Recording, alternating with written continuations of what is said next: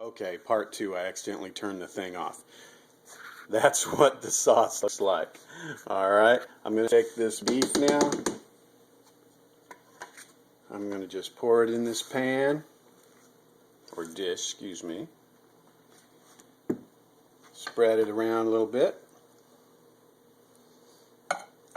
Just like that, and that's what it looks like at that point. Now we're going to start layering.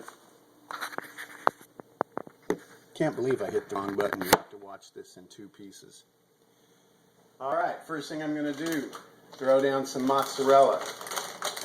Don't, unless you want to, don't be stingy, man. Lay it on.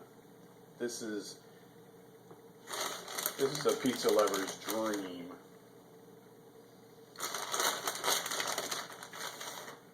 Laura and I, we've done this a lot. We love cheese.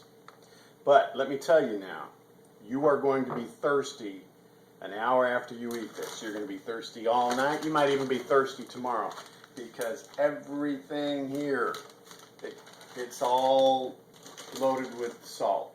The cheese, the pepperoni, I salted the beef.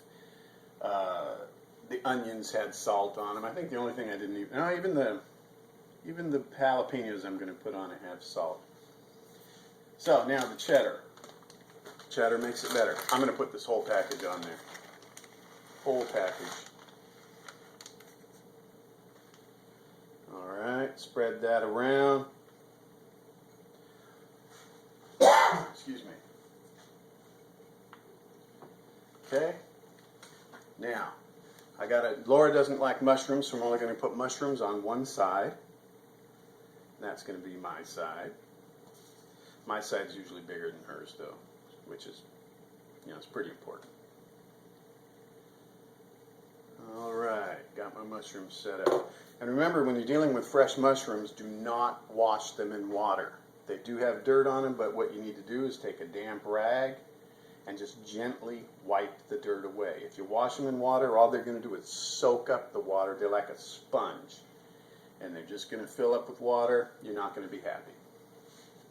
Alright, I got some pepperoni here. Now I'm going to start laying out the pepperoni. Again, load it up. Load it up. Don't be stingy. This is your guilty pleasure thing. Pizza without crust. One of my co-workers I don't think she has celiac disease, but I know she is definitely gluten intolerant. Everybody's trying to always help her out with that. So the pepperoni may have a little gluten in it. I'm not sure. I don't care enough to read the label. But this is going to be awesome. Alright. Rinse my fingers off a little bit here. Alright, I got the oven preheating at 375. I'm going to throw a few jalapenos on here. Both Laura and I like jalapenos. And I made these jalapenos. I got them from Heath and Liz's garden. Brought them home. Put them in the jars. And they are awesome. They get a little hot though. I'm going to spread the jalapenos out a little bit so it's not all too concentrated. And then in just a sec I'll show you what the finished product looks like.